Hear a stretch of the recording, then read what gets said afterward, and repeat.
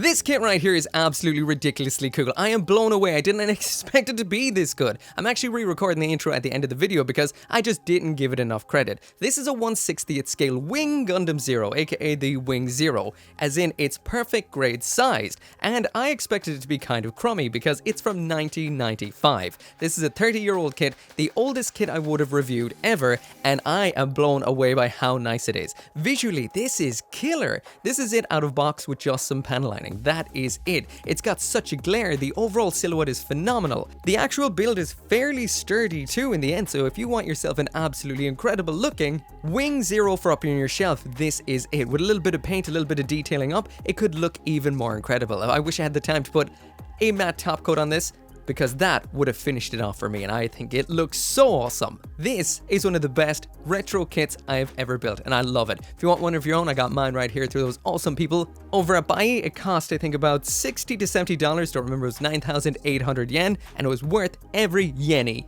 Anyway, yeah, this is build 16 of Buildmas. 16 of 50, I might add. Also, I will mention right now that during Buildmas, I am pushing the Patreon a little bit, so if you want to watch my videos ad-free, 12 hours before they go live on YouTube, without the silly YouTube titles, you can do that. Memberships are as low as $2 a month, link in the description. But anyway, let's check this kit out.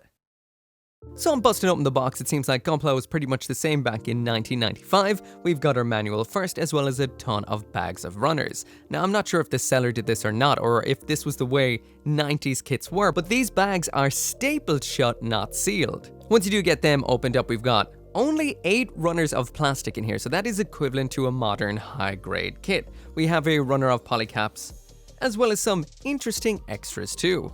And as for those interesting extras, we do have a couple of decals, but the main one is I didn't expect this kit to actually come with an LED, and a pretty ancient looking LED at that. Check that out. That is a blast from the past. Actually, is this? Yeah, it is. It's the LED, light emitting diode, just really old school. One great thing about this is I've noticed that you actually build up a battery compartment for actual batteries, so no goddamn button batteries. I hate button batteries, so that's cool. There are some foil stickers in here, so as you can see, the kit is not 100% fully color accurate, so there are some gold parts that will either need to be painted or added on with stickers. And as for the build in here, I've already got one leg complete, so that's this one right here. As you can see, it's mainly a little bit on the plain side, that old school kind of build where everything is just 2 parts sandwiched together, so you've got a seam line running down the vast majority of things. The color separation is not that diabolical, but one thing I did notice is we've got some extremely nice panel lining going on all over the place. I turned on the lights a little bit so it's not flooding it all out and blowing out the whites. So as you can see, there is tons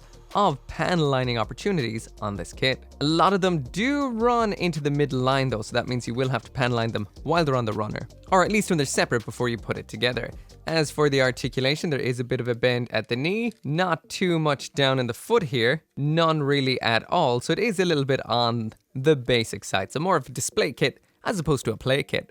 The individual parts when it comes to the build are gargantuan, so they are very, very big, so again, it's kind of like a old school high grade scaled up. So yeah, at its core, this right here, even though it's 30 years old, is exactly the same. So again, like an old school build, it is joints with polycaps attached inside, and then you just sandwich 2 parts together. Again, you will end up with seam lines and knobs on the surface, so it is a good idea to, if you're gonna, well, try and join the parts together, and now's the time.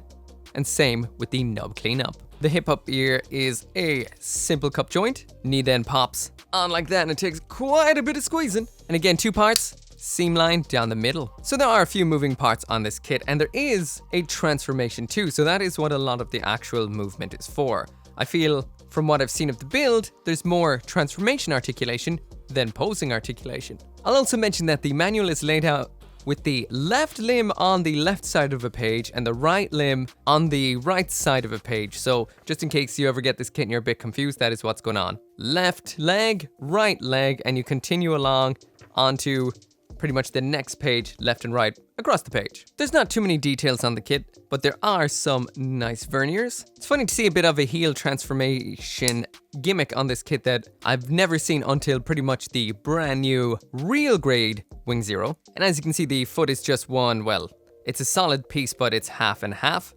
There is that particular heel gimmick, so you can have the vernier bust out the back there as part of the transformation to Neo Bird mode. Bit of front armor. Ankle armor attaches onto both sides. We attach 3 polycaps into the lower leg, attach on the upper leg. We built a little while ago. Again, a lot of squeezing to get it on. And then you just complete the lower leg like that. Knee armor, that nicely breaks up the seam. So the seam goes down there, but there is no seam in this because it's a solid piece. So it does hide it for the most part towards the front. We've got a rear moving flap back here that attaches on and moves out and in like so. Foot attaches in, again, simple polycap. Articulated front ankle armor. And a one round the back as well. And that's it. That's all there is to the build of the leg. But again, detailing up will take a lot longer than the build itself. So jumping on down to the waist now, and this is only 9 parts, not including the polycaps. So that shows just how simple a build this kit actually is. 3 polycaps attaching across here for the waist joint as well as the side skirts. Attach a second piece on. Polycap pops in here for the front skirtings, which attach in like 1 and 2. And again, the panel lining on the surface of these is so nice. Really nicely done. Then you lock them in with the front armor. Color separated gray vent down here. This one is meant to be in gray too, but that's not color separated. And then these side skirts just attach on there, just like so. So that is what it looks like once it is complete. So you're able to move these around on ball joints. These can move like a hinge and forward and back. So simple and easy to put together. Moving now up to the torso, and once again, just like we would have seen before, it's some large, massive parts, but there's some great pan lining on this kit. You start by building up the machine, cannons for up in the shoulder, 2 parts, then the front section, that then pops into this white part. Once again, as usual, everything's basically made out of 2 pieces that just sandwich together with a seam right on down the middle, but then again, not so bad. Next up in here is definitely unusual for the gunpla, so we are building up the battery compartment. So we've got this upper section right here. I guess it's the switch. You attach in the various different components that the batteries will attach into. Then you attach in the switch. So that just pops in the top there. So this is pretty much what you've got for your battery compartment. So next up, you grab the next section right here. You throw the machine cannons onto the side. So these do have a rotating gimmick so they can flip around just like that from behind to be like...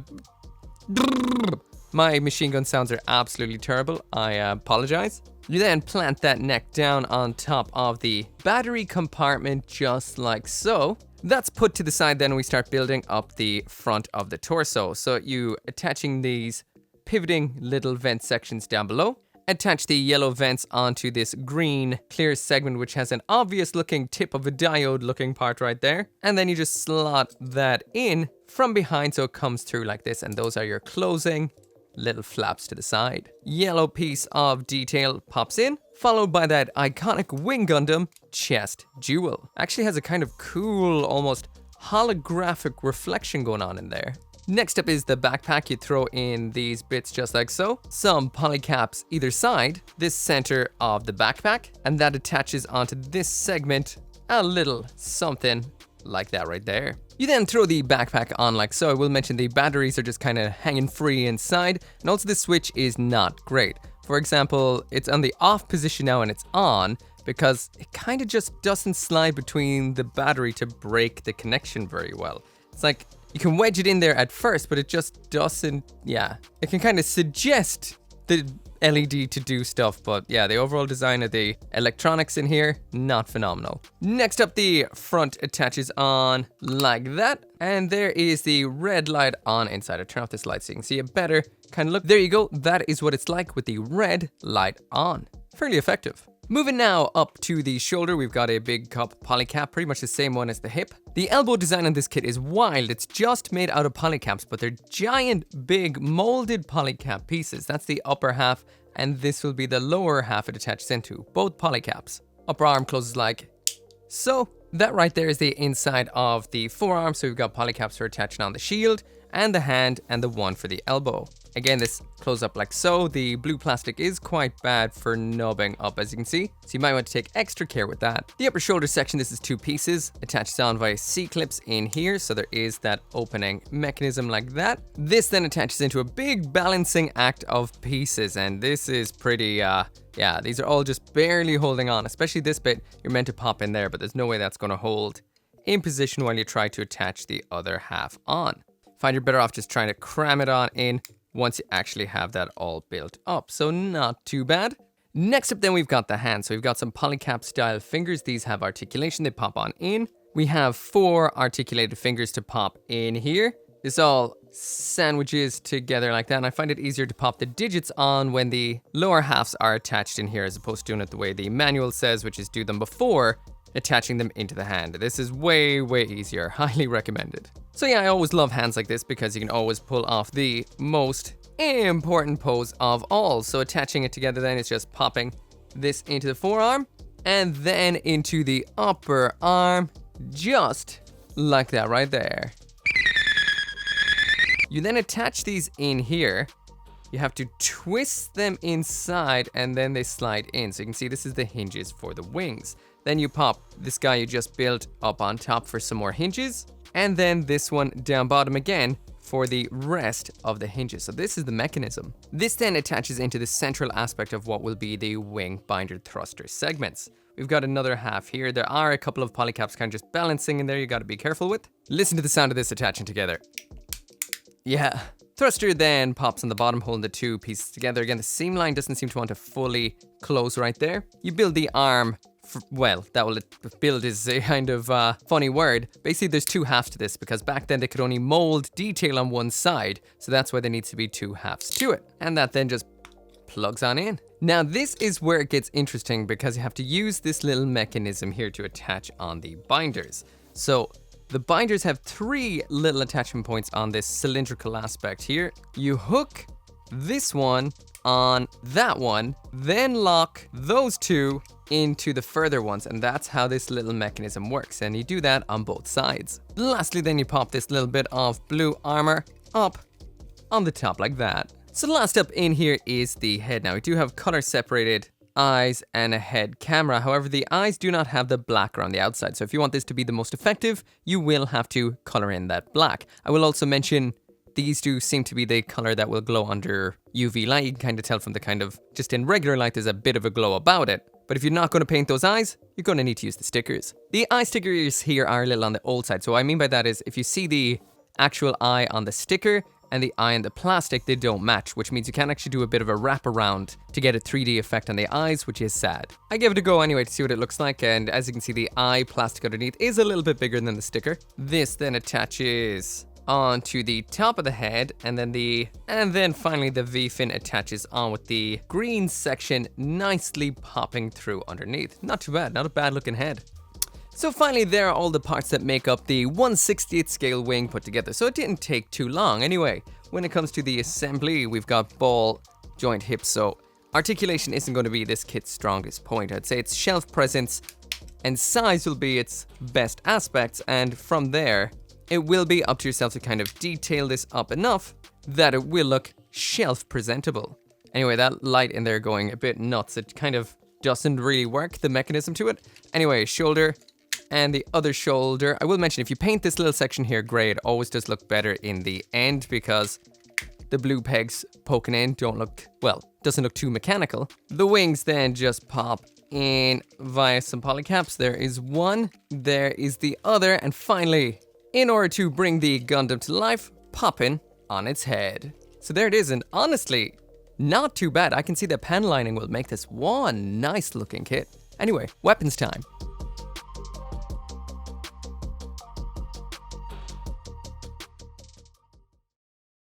So finally, that right there is what the 1/60th scale Wing Zero looks like complete. And I have to admit, I am impressed. For a 1995 kit, this looks astonishingly nice. Now, we'll mention, in the current lighting right now and just kind of the way the kit is just raw out of the box, you don't really see all the nice surface detail that is all over this. I'm going to try and darken up the lights a little bit so you can see some of it, but there's panel lines literally everywhere. This is scribed to hell and back, or should I even say molded to hell and back, with absolutely beautiful panel lines. The color separation on this is pretty much almost around the 90% mark. The stickers that you get in here for the weapons and around in the wings, so they did keep the mobile suit itself going relatively unscathed. I am happy that they went for yellow as opposed to gold plastic on the V-fin and the shoulder circles, even though it would be nice to gold these with some paint, but overall not too bad. This kit's biggest, most noticeable issue is the seam lines that run through it all over the place, but from any kind of distance, which you will be when this is up on a shelf, you will not notice that. This looks great. This is nice and big. Just in case you Want to know just how big it is? There it is beside a standard size Gundam. That is a high grade on the left and a master grade on the right. So as you can see, this is a big finished kit. Finally, there it is beside or should I say the newest perfect grade that's out there. So this is 1/60th scale as well, so the same scale as this kit, and they look pretty good together. The overall proportions and everything on this kit look great. I've seen some perfect grade kits I feel don't look as nice as this. Zeta Gundam. I'm shocked. I saw some pictures of this before actually grabbing one. I did think it looked nice, but in person it even looks nicer than I thought it would. Of course, it does feel quite hollow. It doesn't pose up too much, but on the whole, it's nice looking. And I think instead of doing a review today and going through all of that sort of stuff, I'm just going to put the time into getting this panel line so you can see what it looks like with those lines popping off. Alright, so panel line time. Again, I would recommend panel line this kit before putting it together. Also, this light just does what it wants when it wants to, but I'll try and remember to try and get a good shot of that later on. But yeah, I do recommend panel line this before putting it together, because if you do use any kind of panel liners that do have a solvent in them, it can go in between the panel lines and kind of travel up, not the panel lines, it can go into the seam lines and travel up through them, and it can kind of look a little bit on the crappy side. Also, if it does end up getting in there as well, it can end up cracking the plastic, especially if you're using flow or pour type panel liners or Tamiya extra thin. So I might use a couple of the felt tip type here and there, kind of tactically, to try and get the best result. I recommend against disassembly. I got one leg off and the other one half cracked on its on the ball joint in there. So yeah, this doesn't disassemble so easily. I'm just gonna panel line it as one whole thing. So getting into the panel lining on this, like I mentioned, I'm going to be using the pour style panel liners. These basically fill in all the lines for you, depending on the quality of the line. Now, the quality of the lines on this particular kit are very good to excellent in most parts, but there is the occasional shallow line. I think it does depend on the molding. Anything that it's bang on the surface, the panel lines are amazing. Anything with some kind of curves, they tend to get a little less sharp, a little less deep, and they don't fill as well. And when you're trying to clean them up, you can pull the ink out very easily, but otherwise it's a quick enough kit to panel line. Now what I did here is a quick and dirty panel line, just blobbed the ink in everywhere super fast, then wiped it away as quickly as possible. So there may be some incomplete ones, some messy ones, but it's just kind of to get the point across. Overall though, I am super impressed by the way it turned out. This is not what I was expecting from this kit. So finally there it is, out of box, snapped together with some panel lines on it, and this looks absolutely incredible. Again, the only down point here is there's seam lines here and there's some color inaccuracies on some of the vents, but overall this foundation is fantastic. The panel lining looks great once done, the overall color separation is incredible considering the age of this kit, and the proportions are perfect. One thing is blowing me away, and that is those eyes. I was kind of a bit skeptical when throwing on these stickers, but what the hell is going on here? Is there some kind of weird magic, now illegal 90s material that is in these eyes? They catch the light better than any stickers I have ever seen. They're almost glowing, they look like there's lights on in there. That is so awesome, and the overall sculpt in the head is perfect. Again, the gold parts are in yellow here, but that is really down to your own personal taste for the Wing Zero, because if you think of the real grade which just came out, and that's it right there, look how tiny it looks in comparison. That has yellow parts, not gold. So yellow really is the kind of standard or the status quo, I guess, when it comes to model kit versions of this particular mobile suit. But you can paint those gold easily yourself because the color separation is good. Pop them off, spray them up, and then stick them back on. Easy to do. But yeah, all over the place, the detail is incredible. Again, I did the fastest panel line ever, but I guess because it is such a big kit, you don't really notice the inconsistencies and the errors and the fucky lines here and there so much as you would on a smaller kit. I am so impressed here. This is not what I was expected. I bought this kit because I loved the art on the box. I thought it looked like something that should be on the side of an awesome black rock van. And Hiro Yui's just some kind of like, I don't know, roadie bearded version of himself in the future, remembering days of when he had a Winged Zero. That's what it looks like, the box art, but I did not expect the kit to be this awesome. I am shocked. Anyway, about the other aspects, because I kind of ran out of time. Alright, so I'm super out of time now because of the panel lining and whatnot, and because I took so much kind of slow-mo B-roll, it means I have next to no space left on my camera, so I'm just gonna have to go through this really quick. Articulation-wise, this is definitely a little bit rickety, but it's not so bad because it is super lightweight. When I picked up the real grade, I almost felt like the real grade is a good portion of this kit's weight, just in a smaller kit, which is mad, because that's a heavy little kit. This is very hollow, which kind of does work in its favor. Before I totally forget, which I probably will at this point, we do have machine cannons that swing around so easily and perfectly in the shoulder just like that. Now, as far as I know, this is not how the machine cannons on Wing Zero work, but it is an easy, simple way of doing it. Pretty cool. Anyway, test pose. So thrown into the test pose, and it's not as bad as I would have thought. I've seen worse in some more modern kits, to be honest. And by more modern, I don't mean recent modern, I mean more modern than this, but not modern. That is not that bad. We also have a nice twist in the actual elbow as opposed to in the upper arm, which is quite handy at times. It is a little back heavy because of the wings sometimes, but you know, you're not going to be getting over the top poses out of it. There is no stand, so you're not really going to be getting it in the air anyway. This is more of a kit for kind of just standing there, but it can pull off a couple of things. Also, the wing binders do open up. Oh, I didn't even notice that. That is cool. So the little mechanism we put together, which I thought was a little on the remedial side, actually opens both at once, so never mind. That is quite a cool little gimmick going on in there. Simple, but super effective. So like I mentioned, right now is Buildmas on the channel, so I'm prioritizing builds over the actual full review. So I will mention this kit does have a transformation, but I won't be featuring it today. Actually, this is build 16 of 50, by the way. But yeah, this kit right here does have a transformation to Neo Bird mode, which will look like that. Like we saw in the build, there is those cool little gimmicks in the ankles which will allow the thrusters to come out, which is pretty cool. And overall it looks decent, but I guess we'll never know. Anyway, let's load him up with his weapons. So when it comes to the weapons in here, we've got a pair of big old beam sabers. The handles are made out of 3 pieces each and they do look nice. The beams seem to be a blacklight reactive blade. The twin busters are in here. This is what they look like. So they are just in the one kind of purplish gray, a little bit of yellow here, and we do have the handles down here. These can split part at the middle like this. Again, the detail is a little bit on the basic side. You can move the handles out of the way for the transformation. They kind of lock into position, click on in, which is handy. But we're going to be attaching this on in the twin buster mode. I will mention these have lethal bad nub marks on them, so take a lot of care. This plastic marks up a lot. I do recommend cutting at a distance and filing those particular nubs out. Lastly then, we have the shield in here. Like I mentioned, some of the panel lines in this are super shallow, especially off to the sides of these 2 rounded parts. So you will have to take a little bit of extra precaution while doing that. On the bottom, it is just plain white. Again, some of the mechanical aspects, like the underside of stuff, you may want to spray in a gray just to make it look a little bit more premium. But out of box, not too bad. We do have an extension mechanism here.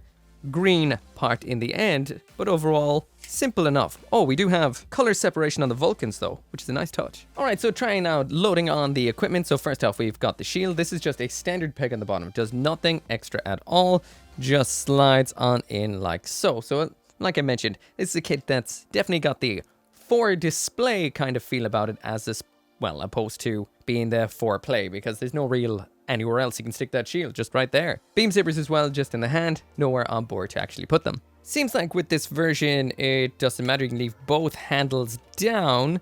You don't have to fold one up. All right, got that trigger finger in. That wasn't too difficult. Again, it is just the peg that's holding it in. The fingers are just a bit of a supplementary hold. The elbow cannot hold it up out of box, so if you want to tighten something up, you might want to tighten that up. I think there is only a polycap on one side, or at least a kind of holdy part on one side for that. So yeah, he's just going to be holding it drooping on there, and that's pretty much it. There is that big old Wing Zero loaded up with its equipment, shelf ready. So there we go, that is it for the video, and all I can say is I am so impressed by this. Here it is right now with the snap build, panel lining, and the weapons attached, and it is impressive. Some extra cleanup needed here and there. There are some seam lines you may want to close if you really want to get this to look absolutely perfect, but they're really not that bad. Overall, I am so impressed. I wasn't actually going to rank this, it was just kind of meant to be a fun video, but I'm going to rank it because it is quite good. I'm going to give this X Gold tier. Now when it comes to my rankings, I tend to rank, you know, high grades with high grades, real grades with real grades, master grades with master grades, etc, etc. So this is going to be the precedent really for all 1/60th scale kits that are non-grade if I ever do more in future. And this is great. Aesthetically, this looks so much better than I expected a 1995 non-grade to look. It looks so good. We've got clear parts, popping eyes, the color separation is very, very nice, about 90%, and the panel lines really do tie it all together. If it wasn't for those, it might look a bit plain, but they look incredible. Articulation wise, it can pull off basic mini poses only, nothing that great. This is definitely a kit that is just tuned for articulation to stand there, nothing else. But you have to remember there is articulation for a transformation in here as well, which I did not check out, which could make or break the ranking a little bit more. This is just a general idea. There is articulation in there for transforming, which is pretty cool on top of the basic articulation. When it comes to the accessories in here, we do have pretty much all of the weapons you'd like to see, and all of them are very, very nice. They are a little bit on the simple side, but it's a non-grade kit, so it is par for the course, definitely. We also do have an LED in here, and this works okay, it just doesn't work so great out of box. It's just designed a little on the poorly side. I would say to just kind of leave it on all of the time until the batteries die, and not have that weird little switch on the back. It doesn't really help. Without it, things work out fine. Build-wise, this is what I would have given it the lowest score for, because it is just an old-school polycap and hollow parts build. There's nothing really too fun about it besides the size of the parts being a little bit on the entertaining part. The build, however, is solid enough for it to stand there and stand up on your shelf, but I wouldn't move it around too much because it did have a little bit of a crack happen in the leg. Overall, I am super impressed. This cost, I think it was around $60, maybe $68. I got off by, if you want one of your own, link in the description, and it was so worth it. This is a fucking great time capsule right here, because it's actually good. I've built some old kits and they're not. This is, and I am impressed. Highly recommend. As always, this video right here and every single video I make would not be possible without each and every one of you guys who watches this video, and special thanks at the end of this video right here to those who support on the channel memberships as well as over on Patreon, including Caleb Engelhart, Joe, OG59061, Scotty Thomas, and Simon.